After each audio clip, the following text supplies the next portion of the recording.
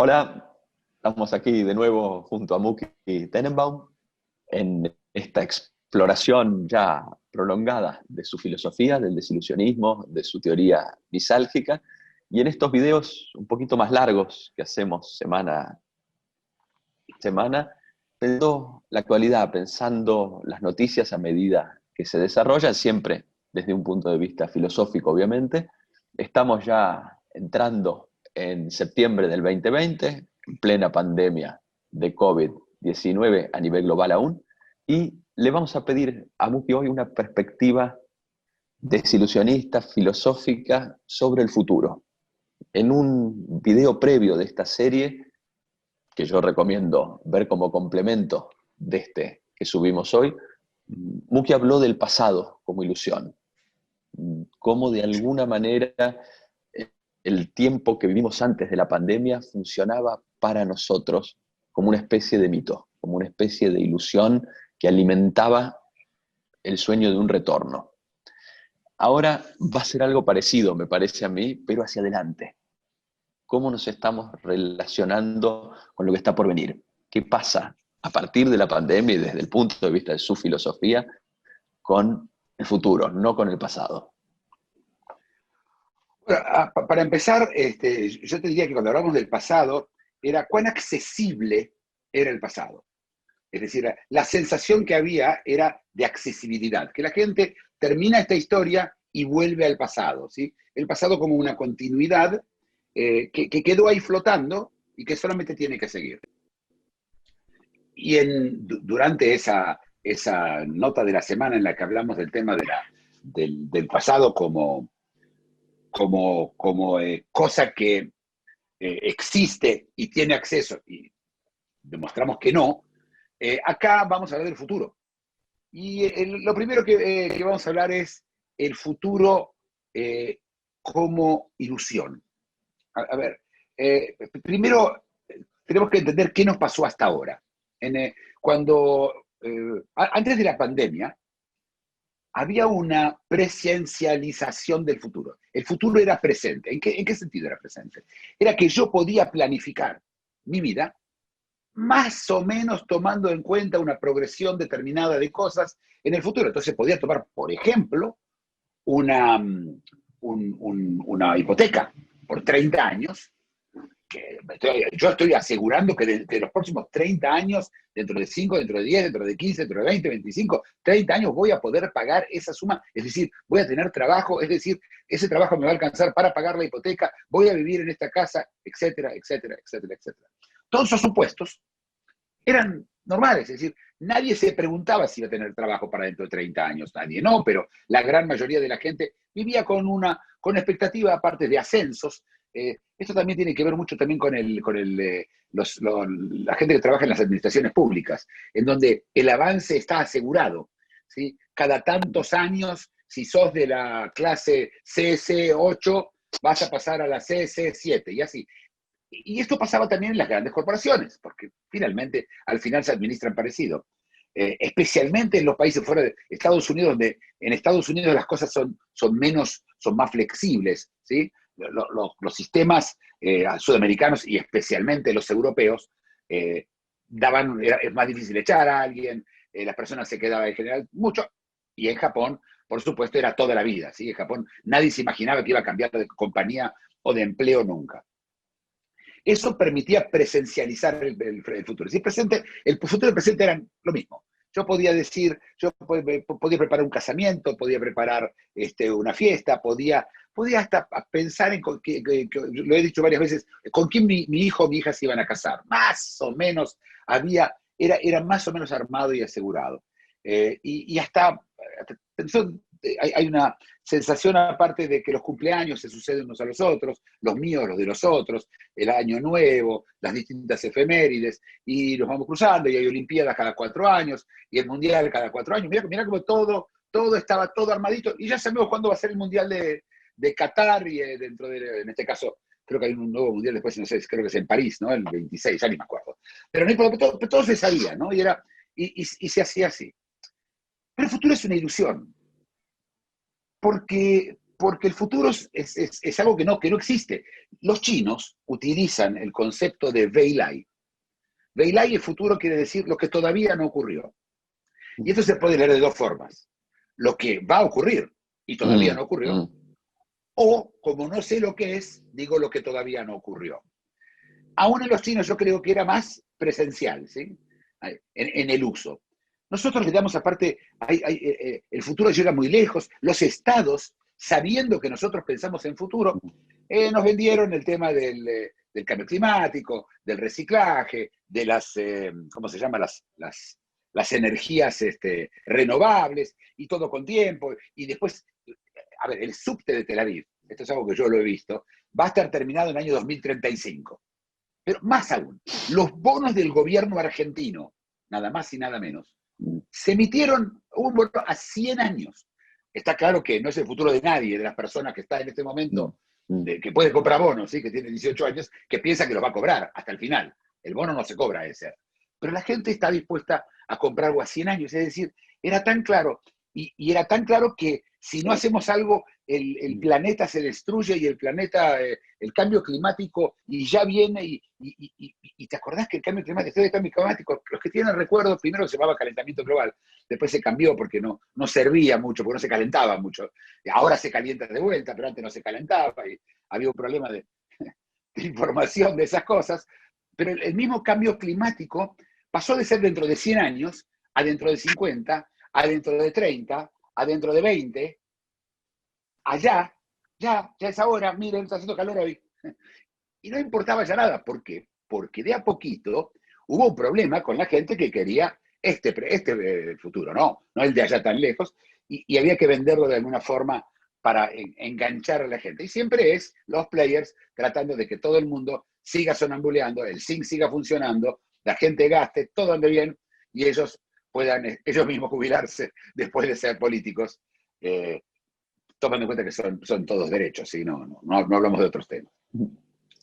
Ahora, y una cosa más es, cuando hablamos de futuros, hay un futuro a 8 días, dentro de 8 días, y hay un futuro dentro de 30 años.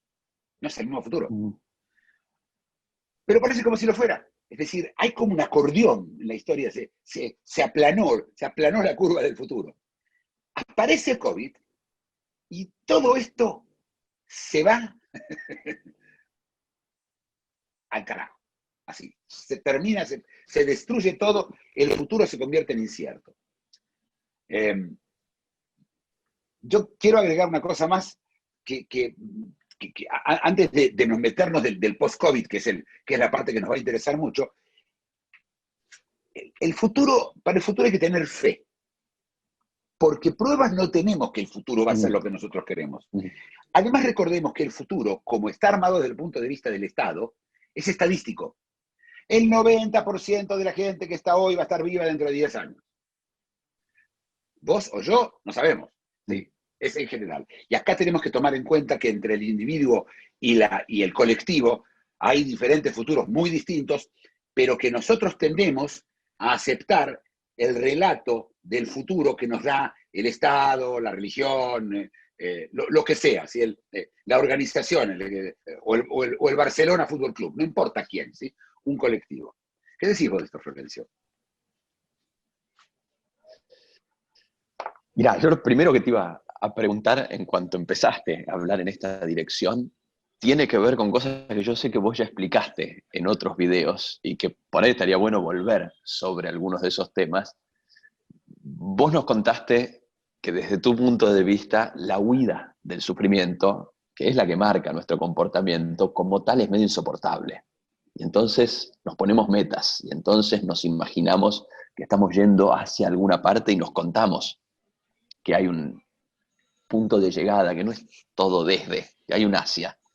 Mi pregunta fundamental es ¿hasta qué punto este futuro que vos describís, por ilusorio que sea, al estar así presentificado, no nos da una especie de punto de llegada?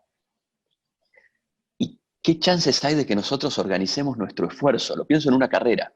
Si yo corro y no sé si estoy corriendo una maratón o una carrera de 100 metros, si yo no veo un punto de llegada, si yo no tengo claro esto que vos describís, la periodicidad de los eventos deportivos, el año de mi jubilación, el eventual matrimonio de mi hija, si yo no tengo estos mojones en el camino, ¿cómo regulo el esfuerzo? Además del sufrimiento directo, del miedo y de la incertidumbre, ¿cómo me organizo sin estas ilusiones, sin estas imágenes? Y no es esto lo que se está poniendo, lo que está en jaque ahora en estas circunstancias que vos describís.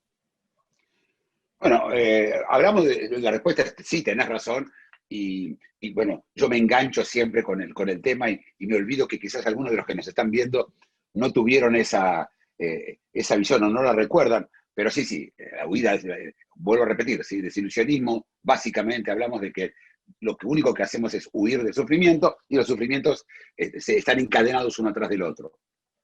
El futuro es un futuro de sufrimientos. Es decir, si yo quiero hablar del futuro desilusionista, el futuro desilusionista es una caja de tissues, ¿te acordás? Una caja de tissues, saco un sufrimiento, viene el otro, saco un sufrimiento, viene el otro, saco un sufrimiento, viene el otro, y así, y voy sacando sufrimiento. Ese es el futuro. Es decir, si me preguntás cuál es la forma del futuro, es una caja de tissues, que además sirve para las lágrimas, ¿no? El otro día alguien me dijo, las tissues sirven para las lágrimas del sufrimiento. Pero es cierto, y es cierto también que eso nos convierte en seres teleológicos, seres con el cual tenemos metas. Pero fíjate, hace poco falleció, hace unos años, unos pocos años, falleció una tía abuela mía. Murió a los 99 años y medio. Y lo primero que dijo todo el mundo es, uy, no llegó a los 100. Yo realmente me quedé mirando y digo, y no llegó tampoco a los 300. Y al 1900 tampoco. ¿Qué importancia tiene? Yo tuve seres queridos que me decían, que fallecieron, me gustaría estar en tu casamiento, o me gustaría estar cuando vos tengas un hijo. Sí, ese tipo de cosas, pero es en el aire, ¿no? Todavía no son los mojones que vos hablas. Pero ¿sabés cuáles son los mojones en general? Los mojones son cumpleaños, los mojones son casamientos, son una confirmación, un bar mitzvah, una ida a la Meca, dependiendo de la persona, ¿sí? O simplemente esa vez que finalmente viajó a Europa al Louvre, a ver el Louvre, cualquier cosa. Pero esos son mojones que uno tiene que le permiten a uno aguantar, porque es como, en algún lugar hay una matriz de sacrificio ahí. Yo me voy a sacrificar sufriendo este presente para ese futuro, para llegar a ese futuro. Y llego a sacralizarlo el futuro. El cumpleaños. Y el cumpleaños se convirtió, y lo he hablado ya varias veces, el cumpleaños se convirtió en una cosa realmente totalmente loca, en la cual la gente se ofende, se enoja, se dice, llamó, no dijo, me llamó a la tarde, no me llamó, pero después no me contestó y me mandó un mail. ¿Cómo solo me manda un mail y no me llama? Y se convirtió en algo que al final termina siendo parte de la caja de tissues. El cumpleaños es un sufrimiento al final. O los casamientos en donde no vino el coso, no vino el catering, y qué pasó, y si no tocó la orquesta y la orquesta dejó de tocar. Yo escuché, lo que te cuento ahora son cosas que fui escuchando en los distintos eventos a los que yo voy, que la verdad trato de no ir, porque realmente me aburren. Porque a mí los mojones, a mí, los mojones me aburren. Yo no quiero mojones. Pero tampoco, no es que tampoco quiero que el futuro sea totalmente abierto y no sepa nada. Pero ahora, en este momento, el envión con el que veníamos, Florencio. Veníamos con un envión, ¿no es cierto? Veníamos un envión, con ese envión que venía, ¡pac! Se paró todo. Se paró todo. Está la ilusión del pasado que hablamos, a la cual querés volver y al cual sabemos que no vamos a volver. Y el futuro es nada. El futuro ya no se sabe qué es el futuro. Es decir, nadie sabe qué es el futuro, ni el personal, ni el del otro. Mirá, es tal la posición nuestra del futuro, el futuro está tan cosificado, es tanto una cosa ya, que hasta lo tenemos lugarizado.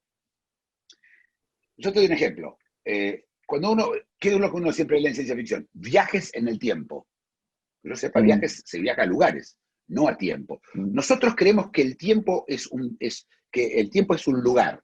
¿Sí? Así como si me voy ahora, voy a llegar a París dentro de 7 horas, voy a llegar a las 7 de la tarde dentro de 7 horas. Por decir algo. Es decir, se confunde. La lugarización lo hace más todavía presencial. Vuelvo a hablar de la presencialidad. Y ahora todo eso es peor, porque ahora el futuro está acá. Y entonces, ¿qué pasa? Comienza la idea de que de no mirar el futuro. Entonces, ahora ya no lo miro, me pongo indiferente hacia el futuro, en teoría, ¿no? Aparte, el Estado hace todo para que creas que el futuro está listo. No te preocupes, ya viene la vacuna. El futuro de la vacuna. Pasó lo mismo que con el cambio climático. ¿Te acordás que te dije? Empezaron con 100 años, después dijeron que dentro de 50, después de 20, y ahora es ahora. Lo mismo pasa con la vacuna. ¿Te acordás cuando empezaron con las vacunas? Dijeron, va a estar lista en junio del 2021. No, parece que la tenemos para abril. No, marzo. Ahora, esta semana. No, enero. No, pará. ¿Cómo? Los rusos ya la tienen y en octubre básicamente ya está acá la vacuna. Y es ridículo. Pero de esto se trata. Es decir, lo movemos como si pudiéramos mover la distancia de Mar del Plata a Buenos Aires o de New York a Washington. No la podés mover, ¿sí? Puedo ir más rápido, pero no hacia el futuro. ¿Qué opinas vos de esta? Te iba a parar antes, pero estabas embalado, así que te dejé precisamente hablando del envión. Sí. Mencionaste esta idea de un envión y me quedé pensando en lo que charlábamos antes. Yo creo que en las sociedades de las que hablábamos, uno de los mojones más distintivos para ordenar el esfuerzo en el tiempo son las vacaciones. Entonces se trabaja, pero porque en el horizonte está el momento de la vacación. Y vos comentabas la semana pasada, que a mí me atrajo, cómo donde vos estás, cómo en las playas del Mediterráneo, los europeos se fueron de vacaciones como en años anteriores. Y mi pregunta es, ¿hasta qué punto esto se explica por el envión que vos describís? En la ilusión de que nada cambió, en la ilusión de que el futuro que habíamos imaginado sigue allí, de que el pasado del cual venimos o recordamos es todavía accesible, el envión llevó a que se mantuviera la rutina. Y el que se iba para la playa el 15 de julio o el 1 de agosto se fue para la playa igual, como si no estuviera pasando nada. Y de algún modo esa inercia se sostuvo. Algo hubo ahí de años anteriores. Yo sé que no es perfecto, que no es idéntico, pero mi pregunta es ¿hasta qué punto este envión se sostiene? ¿Hasta qué punto empuja? Mira, al final todo es misalgia. Al final todo es huir del sufrimiento. Y el primer sufrimiento del cual en este caso se está huyendo de esta forma es el miedo a la incertidumbre. El miedo a la incertidumbre es ese miedo que nos lleva a nosotros a inventarnos un futuro, el que sea, para no tener incertidumbre. Y viene el Estado, y la verdad es que vienen los players del Estado, el Estado que no existe, que es una ilusión, y que son solamente personas con uniformes y edificios y armas, por encima de todo armas.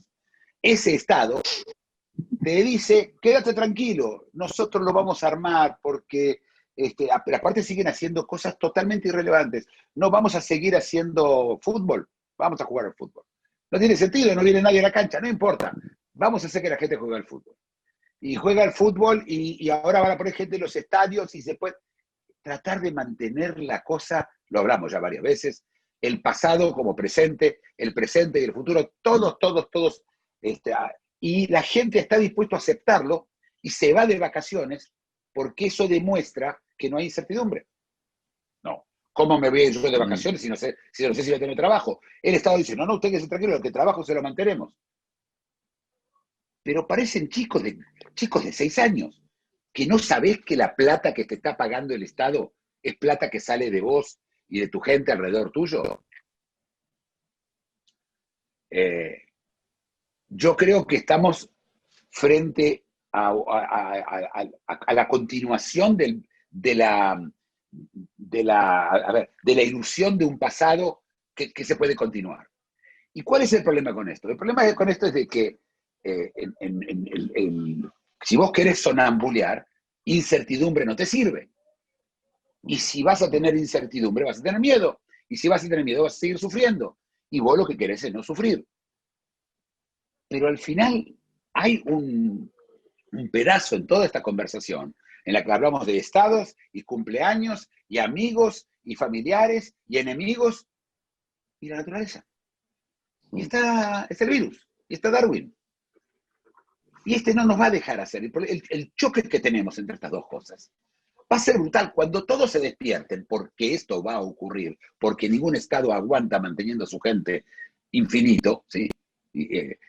Un año más, los muy buenos estados, los Alemania, los Holanda, los Austria, pueden aguantar un año más, 2 años más. Noruega, que tiene dinero, no sé, Qatar, que tiene un fondo, pero además no van a aguantar.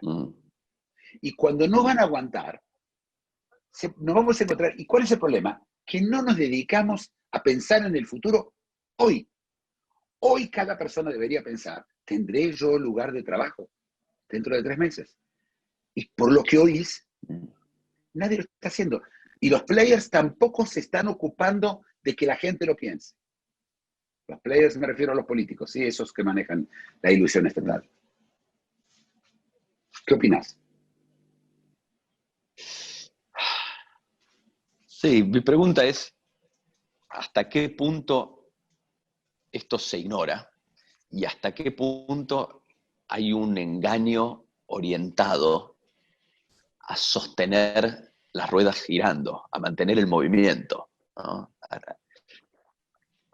Cuando vos describís en general esta actitud, yo la reconozco, pero me cuesta entender qué parte simplemente niegan que estemos frente a una crisis de dimensiones épicas y qué parte hasta un punto lo reconoce, pero no dice nada al respecto por el temor a la profecía autocumplida, por el temor a lo que la propia constatación de la crisis genera en sí mismo. Entonces, bueno, se intenta mantener el entusiasmo. Como decís vos, me parece con imágenes casi mesiánicas, casi proféticas de un futuro por venir, de una vacuna, de un tratamiento, de una salvación, de algún tipo de alteración que nos salvaría de la situación que estamos.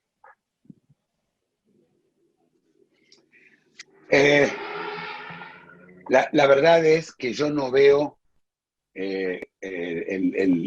lo que más me preocupa es que el futuro, que la ilusión del futuro termine pesando mucho. Como te dije, que la gente no esté preparada para el verdadero futuro, para ese futuro que es incierto y que realmente no tenemos idea, pero tenemos cosas que sabemos bastante bien. La crisis económica es inevitable, ¿sí? Todos los signos son así. A ver, yo no creo que nadie sabe exactamente. Aparte, bueno, no te olvides que tenemos otro problema. Cada uno de nosotros tiene su futuro. Es una ilusión pensar que hay un futuro colectivo. Esa nos la contaron.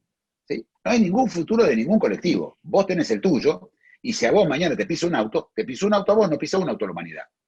¿Sí?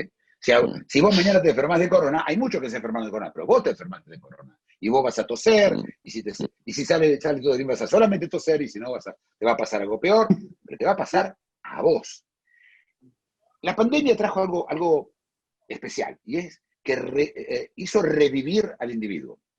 Ya no alcanza con decir el colectivo y el individuo tiene que adaptarse, etc. Porque si el individuo no se adapta, el individuo puede causar un daño al colectivo gigante. Cada individuo tiene ese poder. Y es decir, pero la pregunta es esta: ¿quiere el individuo recuperar al individuo? La respuesta probablemente es no. La respuesta es, porque los niveles de incertidumbre son mayores.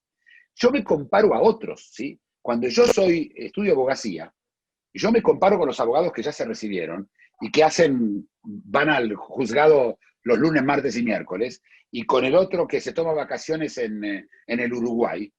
Y yo creo que yo como abogado voy a hacer lo mismo. Yo me comparo con otros. Pero si ahora el individuo se recupera solo, si ahora no todos estamos en la misma, porque no estamos, esto es peor, es decir, es más difícil todavía. Sí, tal vez ahí haya otra ilusión que se desactivan, no solo la del pasado, la del futuro, la del Estado, la de la teleología, sino la ilusión de lo colectivo, en tanto que tal. A ver, todas las tres ilusiones mayores son todas de colectivos. ¿Sí?